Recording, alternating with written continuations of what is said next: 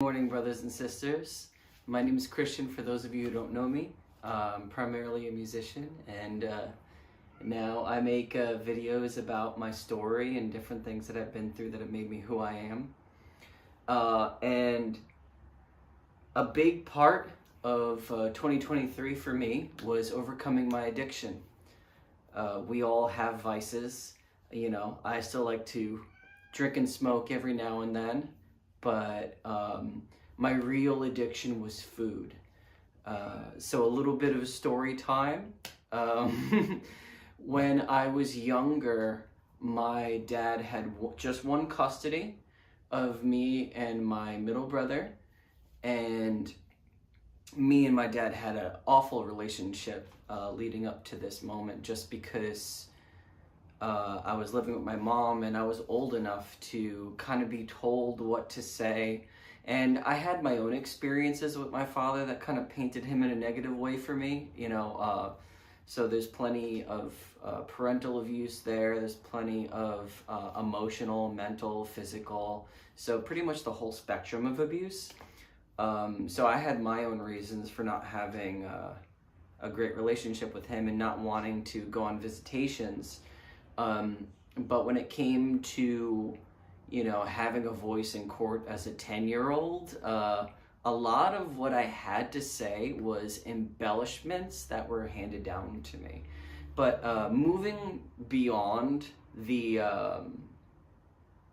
family trauma aspect of it, which it's kind of hard to detach my addiction from that. I think a lot of our addictions are rooted in trauma and escapism, essentially. Ever since I was a little kid, I wasn't really big on like candy or anything sugary, but I was really, really, really into like bready stuff like pizza and pasta and just like any kind of bread, like straight up bread, actually, like a hot like Kaiser roll. I used to go to, when I lived in Rockland, one of my favorite things to do was to, as, a family and then also as my own, like, adult self, go to Rockland Bakery and get, like, a hot Kaiser roll and kind of, eat it from the inside out, And, I mean, we all have our weird things that we like, but, so I already had like this attraction to unhealthy foods, and living with my mom's side of the family, I kind of had like free reign to eat whatever I wanted. So, that's probably where a lot of my relationship to food developed in an unhealthy way. And even though I had toys and I had cartoons and I had all these different things to escape into, like video games, had like Sega Genesis, N64, I had all these different things that were vices, and ways to escape what I was going through. My biggest one was food.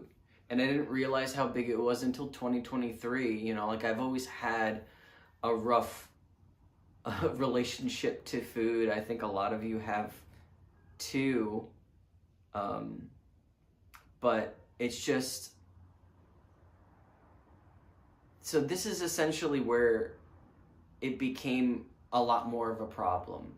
Living with my dad now, who, he had a grudge against me because, I said all these bad things about him, and but now that I'm living with him, I want to have some kind of relationship with him. And he was a big guy, like 400 pounds almost at one point, 6'2", and I didn't like healthy foods really, so I figured maybe that's one way we could bond. You could bond over food, like our love of unhealthy foods, I guess, in a way. So I just started eating.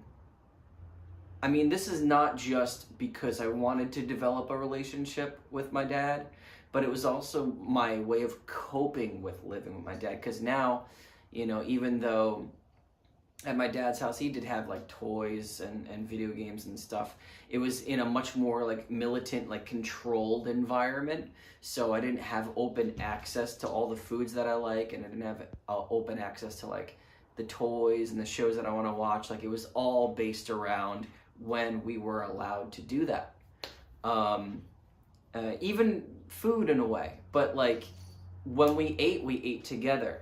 And I figured, you know, if I try to eat as much, especially like my dad loved all-you-can-eat buffet Chinese food. So if I could try to like match my dad, or like eat with my dad in a way, like at his pace or whatever, then maybe that could be something that we could bond over. And, you know, I was already putting on some weight at this time. Yeah, I was like, what? Like maybe 12, you know? So this is from like 11, 12, 13. So I'm still like a little kid, but like I started putting on a lot of weight, not just because of the bad foods that I liked growing up, but also because now I'm trying to like establish some kind of relationship with the dad that hates me, right? And putting on that weight and trying to bond with my father through food, the only thing that I got out of it was a nickname. He called me Tubby, which he also called my cousin for a long time. In fact, he still holds a lot of these negative, toxic nicknames for a lot of us. But he since then has dropped the 2 that he gave me, and that was the first one. The first one was Tubby. And obviously that made me really depressed when I was 14, 15, like around that time. I actually started purging because of it. Like, I got sick and tired of, you know, being called Tubby. And the weird thing about my relationship with my dad is that I might have had like a lot of unhealthy relationships to things that I used as ways to escape from the pain that I was experiencing and I was living through. Food being the big one that I'm talking about right now. But my dad was kind of shaming me out of a lot of them, and would just make me feel so awful that I would just extremely pivot out of them, like dissociate really, really hard. And, you know, I was even dissociating with the situations that I was in, to the point where there's clear photographs of like my childhood growing up with my dad, and I'm looking at the picture and I don't remember any of it at all. Like as a memory, it's not there, but I see the photo and I'm like, that happened, but I can't remember it really. It's only through this like past year in 2023 I was doing shadow work, and shadow work was kind of unearthing a lot of these repressed memories and stuff, and a lot of the pain that was kind of like stored in my body, because like one of the books that I've read, A Body Keeps the Score, basically talks about how our bodies remember things that our minds will suppress or will forget, and it will just be lost in our subconscious minds.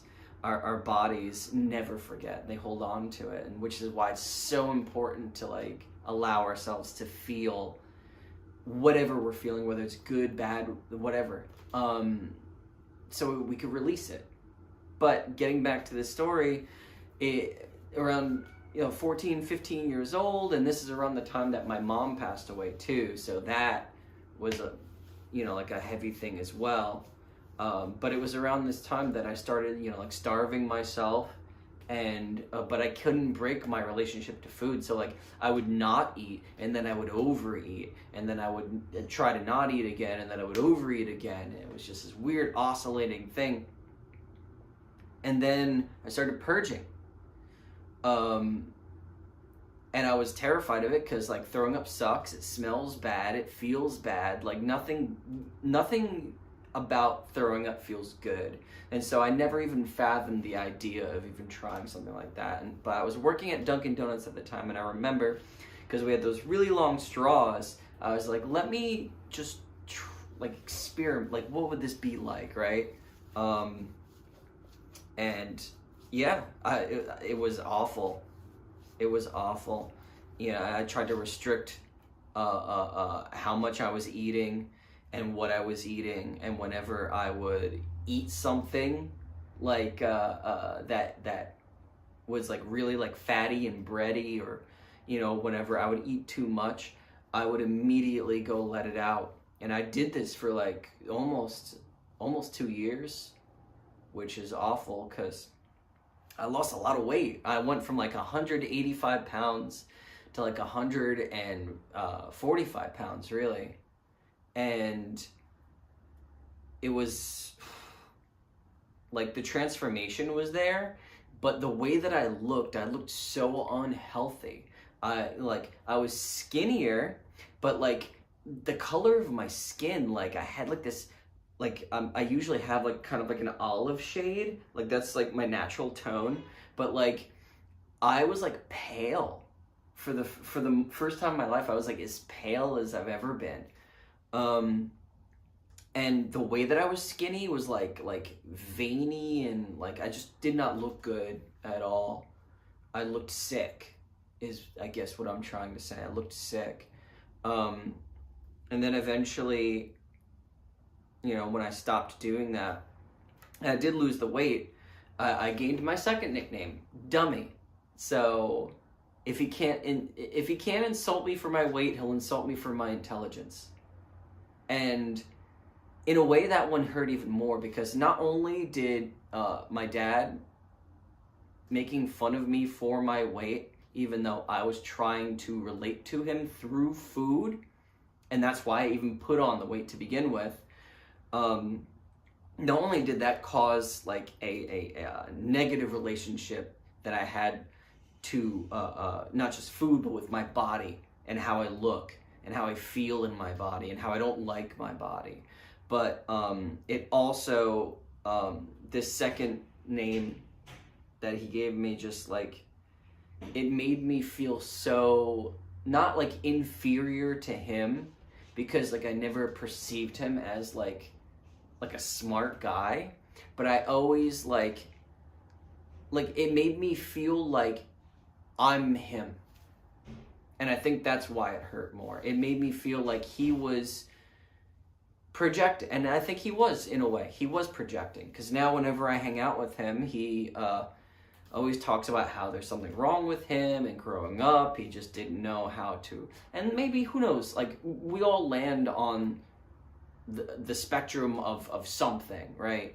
And, you know, maybe my dad does have a lot of undiagnosed stuff, because, like, the older generations didn't really, you know, like, it was stigmatized to do anything up with your mental health at all. And the further back you go, you basically are just, you know, jailed for it, which is, you know, the asylums were not okay at all, because they weren't just like throwing dangerous people there. They were also like people that might have been just like my dad, that felt dissociative, or, you know, people like you and me that are like dealing with our trauma and don't really know how to deal with our trauma, so we have like maybe a breakdown one day. Back in the day, you have a breakdown and everyone's a witness to it, straight to the asylum. It's really messed up, and we've come a long way. So, but it was just very insulting. You know, eventually I did just, you know, start eating regular again. And for years and years and years, I was, you know, just eating what I wanted to eat. I wasn't overeating like when I was younger, because I wasn't trying to bond with my father anymore. In fact, in 2009, when I left my father's house after graduating high school, I went to college. I was dorming, and I wasn't eating healthy. I would have like whatever was in the snack machine, like maybe a ramen. You know, like a lot of kids in college that are dorming don't really have a healthy appetite. Healthy appetite, healthy. They're not eating healthy foods, but maybe too they don't have a healthy appetite, because I knew a lot of people that were on like Adderall, and they were like on a lot of different things that were kind of just like, because they're like studying all this stuff. And that first college I went to that was dorming, I was like a nursing school primarily, so like, and that's hard, so there was a lot of people that were like having to study overnight, and or like make up for stuff. But I've always maintained an unhealthy relationship to food, but I never gorged myself the way that I used to. But I never realized this, even though I was shifting, and it started in college, I was shifting more towards, like working out, like doing some kind of cardio. I was still skateboarding back then, so I had that as well. I still had this very unhealthy relationship to food. It really wasn't until 2022. I had just gotten out of a 3-year relationship. I left a beautiful home that I was living in with my partner. And even though while we were together, I already had like a pretty decent workout routine when it comes to, like running or like going to the gym for weights or whatever it is. It was kind of more like maintaining, and I would push myself in certain ways, but like I was never really like big on fitness or like any of that. And I wouldn't say that I'm big on fitness now, but I'm definitely big on fitness for the mental health aspect. But that didn't really come until 2022, because once I moved to the place I'm living in now, I was coming back to myself, because I tend to lose myself in all the relationships that I'm in. And now that I was alone again, it was just second nature for me to come back to myself. But the way that I decided to come back to myself, I had a choice. I could either come back to myself and lose myself in distracting things, or I could come back to myself with the practices that I was just starting to solidify and keep it consistent. And 2022 was difficult for consistency. I think that the big thing for me in 2022 was learning how to remain consistent. And a big part of that for me was kind of just like being able to jump back on the horse rather than like worry about falling off. Like, oh, you can't fall off, you can't stop. That is fine, especially when you're getting started. It's better to like, oh, I missed a day at the gym, I missed whatever. But then just go the next day, like say tonight I was gonna go to the gym, but like it was closed, or like, I don't know, I got there too late or something like that. Then that means tomorrow I'm definitely gonna go. It was more like in the moment too. Like say like I wanted to do it. This is probably a better example than that. Say that yesterday I wanted to go to the gym, but for whatever reason I didn't go. Well, today I can go, I'm going. And so that was kind of my way of breaking out of the the inconsistency pattern. But I guess to get back on track with this whole food thing, my relationship to food, I didn't realize that I was still using food as a way to distract myself from how I was feeling. And it wasn't until I started sitting with myself in March of 2023, and I started doing actual like real shadow work, like sitting with my feelings, sitting with my trauma, and allowing these things to come through and be felt and be released, that I realized that and the funny thing is, one of the meditations that I did too, like I was just listening to my body, and my body was like, you never let us feel hungry. Why don't you ever let us feel hungry? Like, it was almost like I overcorrected myself from a long time ago. Like I was starving and I was bulimic, and then I realized that like I'm punishing myself for someone that doesn't care about me at all, in the same way as when I put on the weight. So in this way, like my body was basically like, you're not gorging yourself, and this is what it made me realize.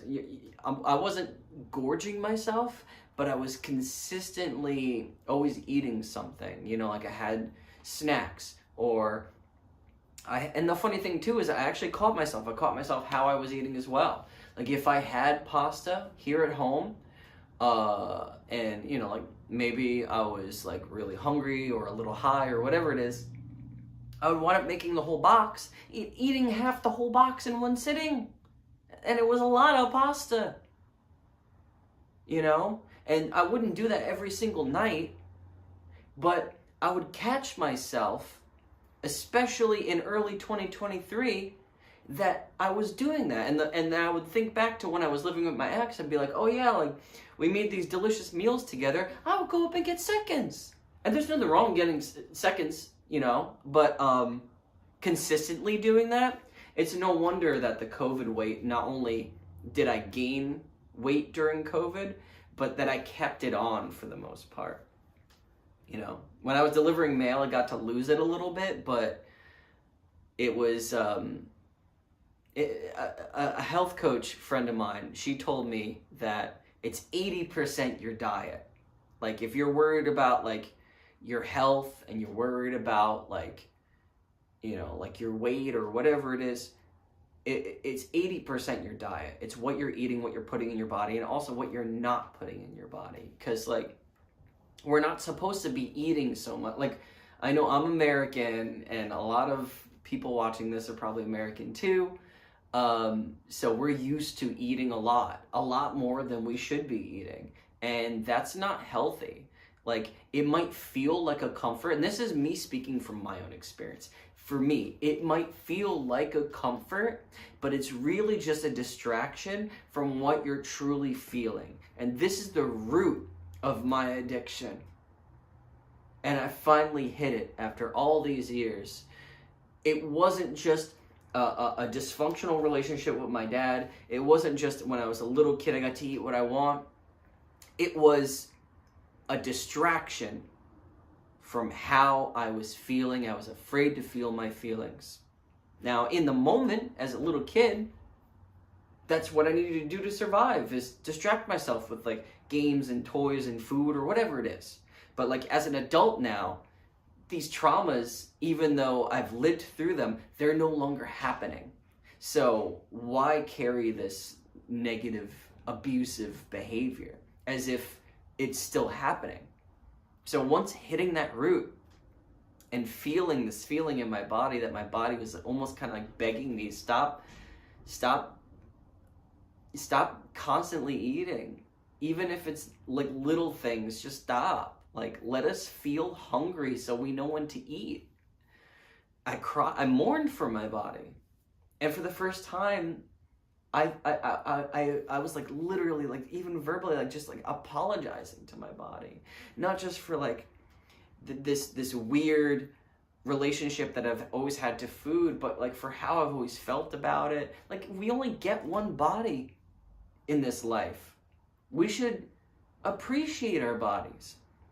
Our bodies change over time, and we have the ability, for the most part, we have the ability to change our bodies, to change our health, to change a lot of physical things about us but that's the thing too, is that like there's physical things about us that might not be perfect, but they don't need to be perfect, you know? Our perception of what is good and bad physically is based on society, and societal standards of beauty are bullshit, to put it as bluntly as possible. So my fitness this past year was pretty much identical to 2022. You know, I think around March, no, it was May, my bad. May 2022, I took a vow that I would work out every single day, even if it was just one workout, even if it was just cardio, even if it was just weights, or just focusing on one part of my body. I'm a little tired, maybe I'll just do yoga and some ab crunches, and other days I'll just go all out, you know. But I made a promise to myself that I would work out every single day, and I did that. But it wasn't until 2023 that I made a promise to my body and myself that I would not only be very conscious of what I'm eating, but how much I'm eating. Because starving myself wasn't the answer. Being bulimic certainly wasn't the answer, especially how sickly I looked. Overeating wasn't the answer. And then creating smaller meals and then just eating that throughout the day also wasn't the answer. My body basically told me what it wanted. It wanted to eat when we're hungry and not when we're bored, not when we're depressed. And it was all because when I started doing my shadow work demands that you sit with your feelings. It demands that you look at your trauma, fearlessly allow it to come. And the thing is, all these different vices that we have are just distractions from us feeling. That's it. And our feelings can seem scary, but the funny thing about a feeling is that when it comes, if we allow it to come, it goes away. It goes away in like 20 seconds, it goes away. The only reason why feelings linger is because we hold on to them. At least I know that's true for me. Because as soon as I stopped holding on to how I feel about this person, how I feel about my body, how I feel about the thing that just happened, whatever it is, as soon as I stopped holding on to that feeling and I just allowed myself to feel that feeling, it goes away. And guess what? Because maybe if it was something you were holding on to, if it comes back, you let it come back, you let yourself feel it again, because then it goes away. And we repeat that process with not just a feeling towards a specific person or a specific event, but just feelings in general. Allow that process to continue until feeling is natural and you don't feel like you're carrying around this weight, this massive weight, which is ironic because of what I'm talking about, my relationship to food. In the beginning of my journey in 2022, around like May, I weighed maybe 155 pounds. And since then, I've lost 15 pounds. And that's not because I was starving, I was bulimic, I was only eating certain foods. There were certain foods I knew I had to cut out in 2023 once I finally listened to my body. Because if I had the pasta, I was going to make the whole box.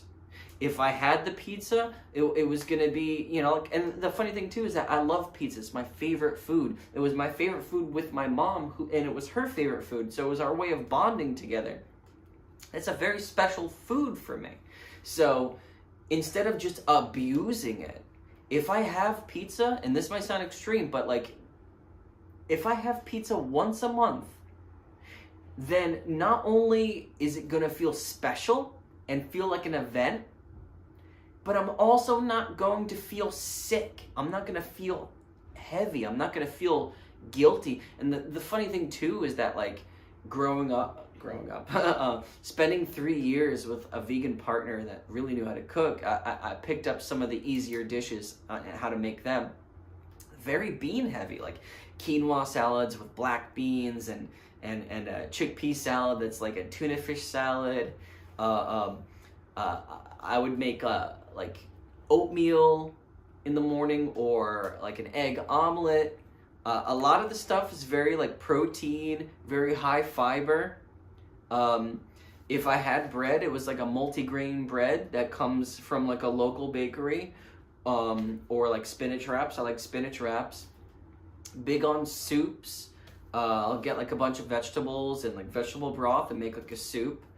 And the food tastes so good that even though out of habit, I'm craving the bad stuff, I'm craving the stuff I was addicted to, it's impossible for me to not be satisfied and be happy eating this food. Like literally, I made a bowl of the quinoa salad, which is delicious, by the way. It's almost like if you've ever had a rice bowl, it's almost like that with like vegetables and I had like feta cheese, and I mentioned the black beans too, and the quinoa itself is just like the healthier version of rice. So it's like a rice bowl, and it's delicious. Like I caught myself doing a little dance. I never get that and it wasn't like I was like starving and dying. It was more so like, oh, like I get that little grumble of like, I'm hungry, I could go for something, and then I make this food and I take one bite out of it and it tastes so good that I'm literally doing a little dance. Should we not have a relationship like that to food, as opposed to this like, I'm bored, I'm depressed, I need comfort from food? There's nothing wrong with eating food that makes you feel comfortable.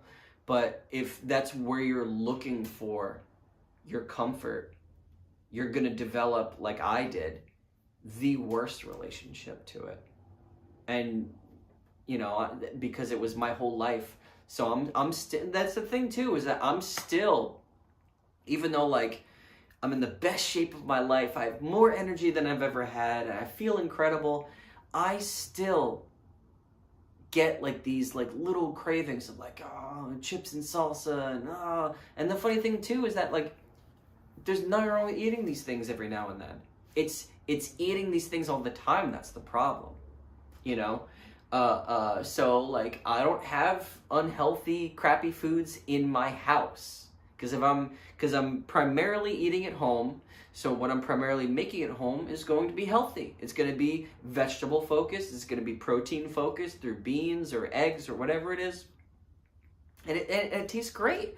I don't hate anything that I'm making. I'm not forcing myself to eat flavorless, bland food that like I don't enjoy.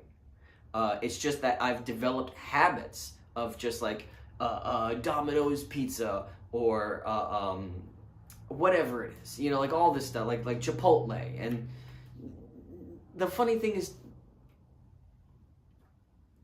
I don't think these things are meant to be constantly available. I think they should be available to I think everything should be, but like I think that there's certain things that should be like treats.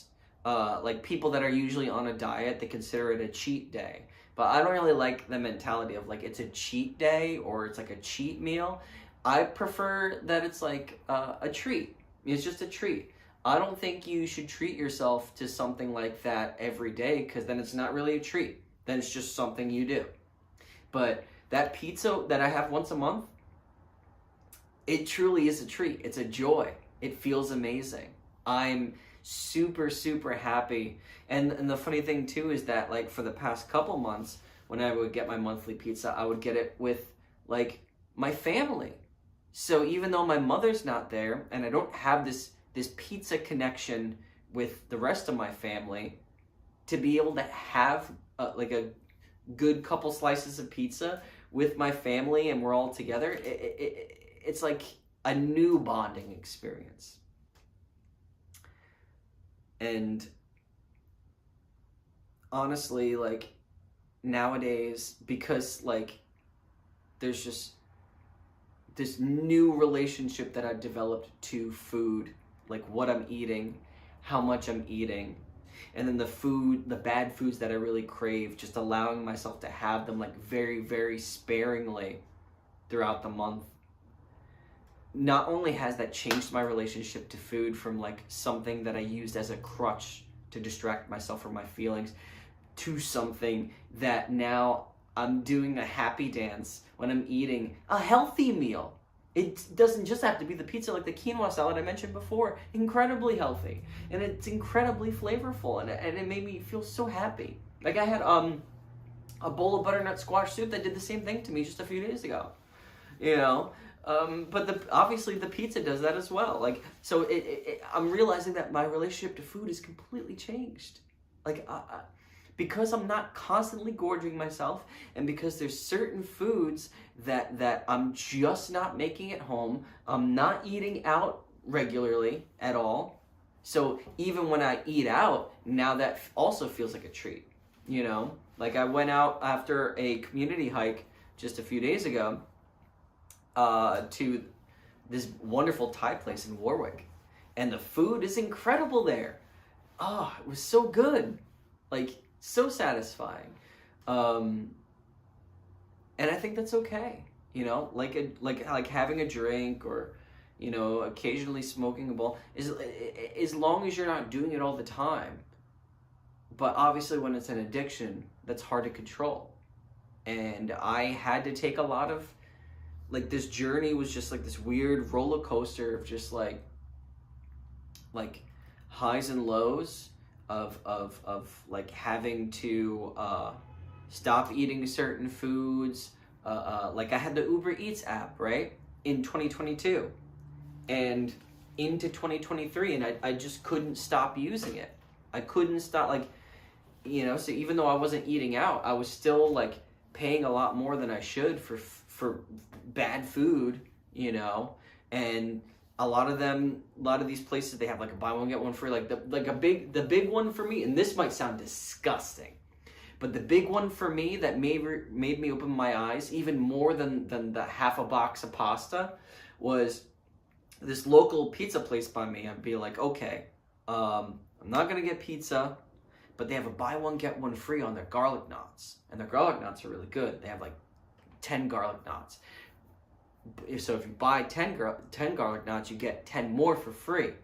And like the funny thing too is that just out of habit, because how it tastes and everything, just talking about it is making my mouth water. But the way that I felt after eating 20 garlic knots, I felt disgusting. I felt disgusting. And the feelings that I was escaping from by eating that meal, they didn't go away. They didn't go away. If anything, only while I was eating. And maybe that too, like, instead of like deciding to allow myself to feel my feelings, which is really what's behind all of this. That's behind all of these addictions, and specifically my addiction to food. It was not wanting to feel my feelings or being afraid to feel my feelings. So going in the opposite direction of allowing myself to feel these feelings, I could have just doubled down on my addiction and be like, okay, well, I feel best when I'm eating, when I'm actively eating. So I'll just do more. And maybe that's why, you know, I have family members that smoke all day, or, you know, like I have other family members, or I know other friends that like will drink a lot. Because not just because they have a high tolerance for these vices that they've built up because of abusing them, but because it's when they're doing them that they feel the most free from what they're feeling. And I know what that feels like. And I know from my experience, that's not the answer. 20 garlic knots is not the answer to the shitty feeling that I'm having because of the day that I had. What I need to do is either draw a hot bath, light a candle, and just like relax for a minute, or sit down at my altar, take some deep breaths, you know, or sit at my sit at my desk with my notebook and journal it out. There's all these different techniques that we could be doing aside from stuffing our faces, aside from drinking all day or smoking all day or whatever it is, playing video games all day. Although if that's your profession, then maybe that's not the worst thing in the world. But in 2023, I realized I don't want to be distracted from my feelings anymore. I knew that there was a deeper reason why I had this topsy-turvy relationship to food. And I knew it was deeper than just, oh, I like bad foods. So I hope that this little rant has, given you something for yourself if you're going through something similar. Obviously, I'd like to hear from you. Because I think the big thing for me and why I was so afraid of my feelings for so long was I felt alone in my suffering, and I felt like no one cared. And I'm partially making these videos just to show that you're not alone. If your addiction was specifically food, then this video is for you. You're not alone in your suffering. You're not alone in your struggle. And I've struggled with food my whole life. And it wasn't until I realized that I'm just so terrified of feeling my feelings and feeling alone and feeling shitty that I'd rather distract myself with food. And it was so easy that I kept doing it. And I'm here to tell you that you don't have to do that. Your feelings aren't so scary. They might seem like they're scary. It might feel shitty. You might cry. It might take you months. Took me several months to feel better. But change is possible. And you can be the best version of yourself. A better version of yourself than you've ever been in your whole life. Doesn't matter how old you are. Doesn't matter what you've been through. So, thank you for listening.